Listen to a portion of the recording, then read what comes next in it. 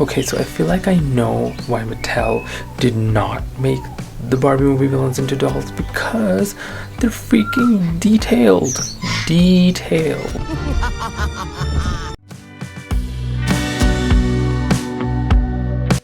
So I start by dissecting and understanding the dress on paper, and Lydia is honestly quite a detailed villain in the Barbie cinematic universe, I feel like.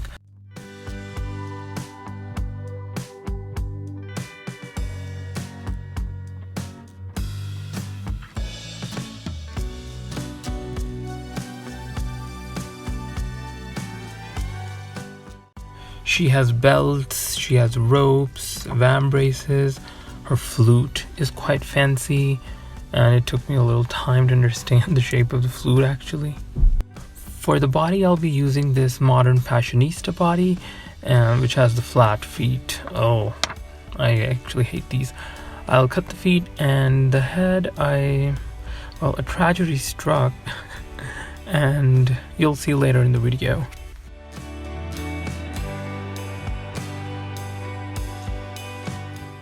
Before cutting the pattern pieces, I'll be applying organza at the back of the fabric with the help of water-soluble fabric, my all-time favorite.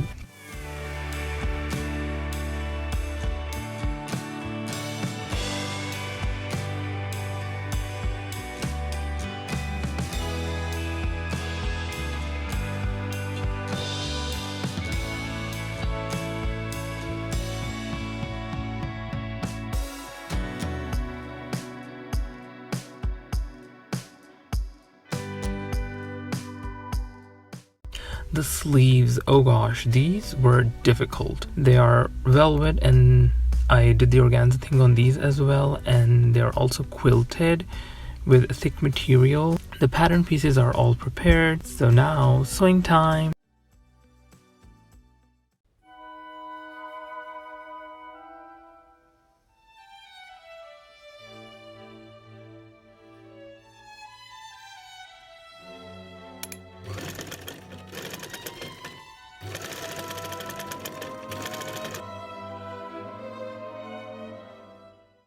I machine quilted the puff sleeves, and I'll work over those stitch lines by hand.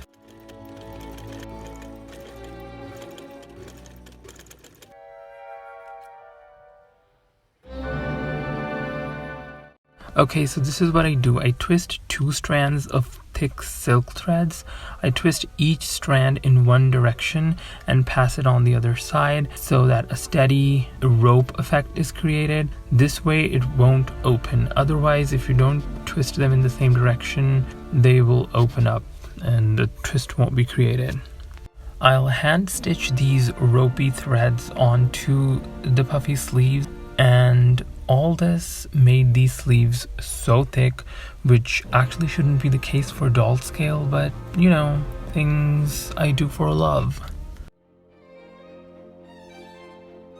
I gathered, hemmed, and sewed together the skirt pieces, which was pretty easy of a job because this is sort of an A-line skirt as opposed to those big voluminous skirts, so yeah. I put gathering stitches on the sleeves by hand and then very carefully attach them to the bodice by working the sewing machine by hand so I don't mess things up.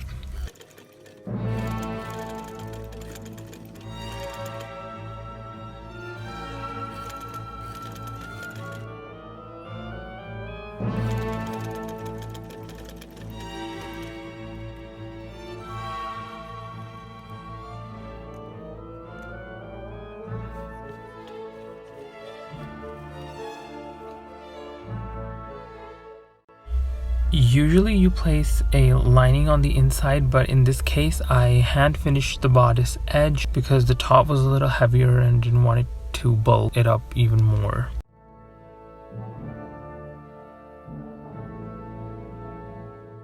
There's some detail on her bust area which I thought to embroider at first, but then I found this really gorgeous chain and ended up working out pretty fine, so I placed 2 lines of those. So remember the head that I planned on using on this body? I performed a little operation on it and I was successful in stealing her smile. But then I was trying to be extra smart and I wanted to give her a slimmer face, so I put super glue inside her head and then it spilled out from the hair plug holes. So yeah, I ruined it. And this is something that I, have done before and kind of guilty. But thankfully I had a Mackie face mold, so I used it instead, and I'm glad actually that this happened. Okay, so about the Mackie sculpt. I love the Mackie sculpt. If you're a Mackie stan, just we're friends, we're soulmates.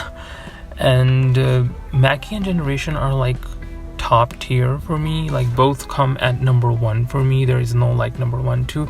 Both are number 1 for me. Mackie and Generation, they're number 1.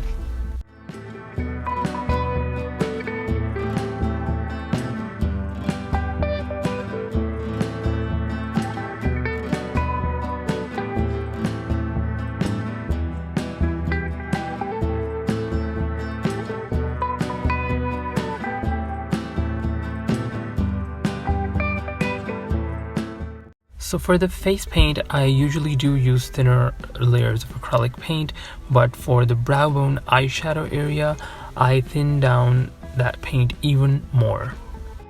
And one thing that I've learned is I try not to go over eyeshadow paint once I've applied it. I try to do it in one go, because if I try to work on it furthermore, it just ruins it. It doesn't look neater and cleaner, it just becomes messier looking. So for thinner layers, you should probably do it in a one-time go, practice a little bit and then do in your main projects. Also, acrylics dry darker, but in case of villains, I'm all about it, Just like everybody else, I used to think that eyeshadows, the real ones, do get removed from doll faces, but this is not entirely true because there are some kind of eyeshadows that stay on there. They're mostly kind of ones that you get from dollar store, cheap, brandless shadow kits. So I used that for her blush and thankfully it's staying on.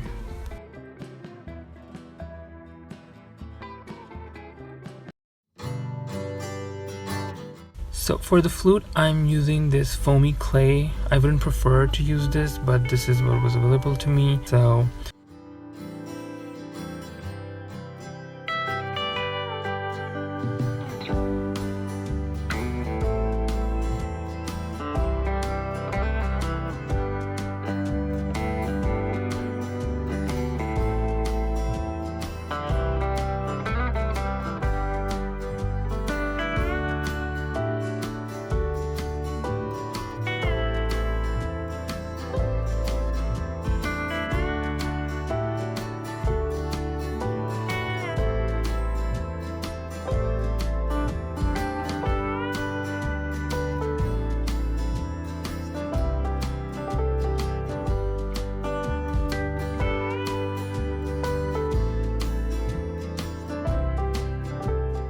I'm giving the snakes a little bit of a texture using an X-Acto knife. This is always really fun to do.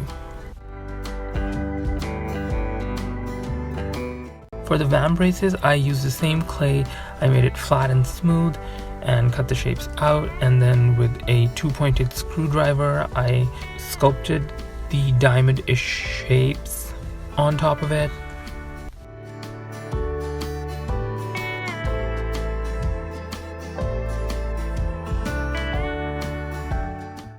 So off camera, I cut the dreaded flat feet, and now I'll sculpt some shoes on these legs using that same clay again.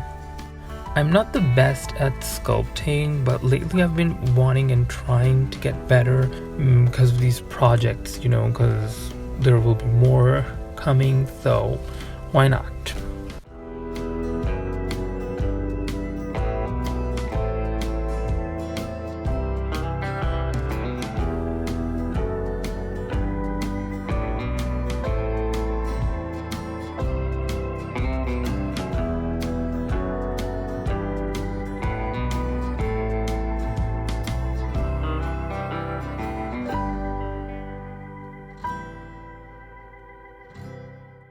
For the necklace, I used hoops from some thrifted Barbie. I cut the inner hook part from one hoop and glued it opposite onto the other hook part of the hoop, so to form a snake head shape. And then later I wrapped it with a textured faux leather and then painted it. For the hair, I'm using yarn, and I love yarn because it's so much easier to form different hairstyles with some heat and hairspray. Also, I painted over the finished hairstyle with some acrylic washes just to give it more dimension because it was just one color and a little flat. So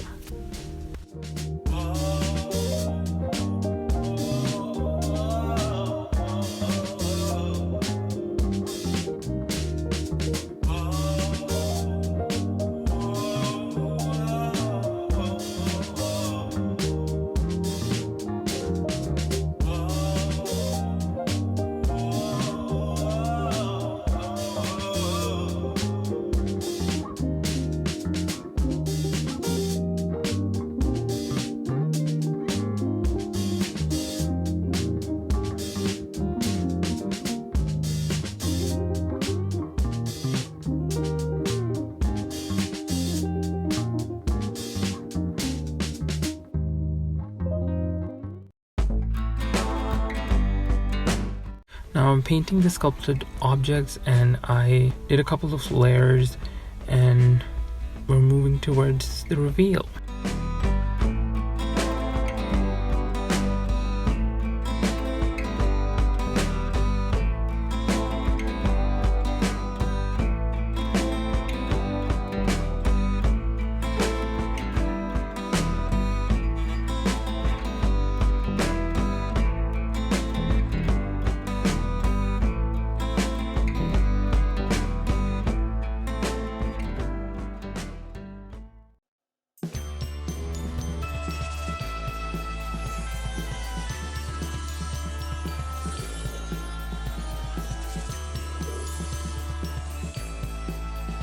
I'm so grateful to be able to have this project completed. Diamond Castle is one of my most favorite Barbie movies. I hope you enjoyed watching the process and end result of Lydia as much as I loved creating this doll. And this is going to be your usual spot for Barbie Cinematic Universe love here on YouTube. Thank you so much for watching, and I will see you in my next one. Peace.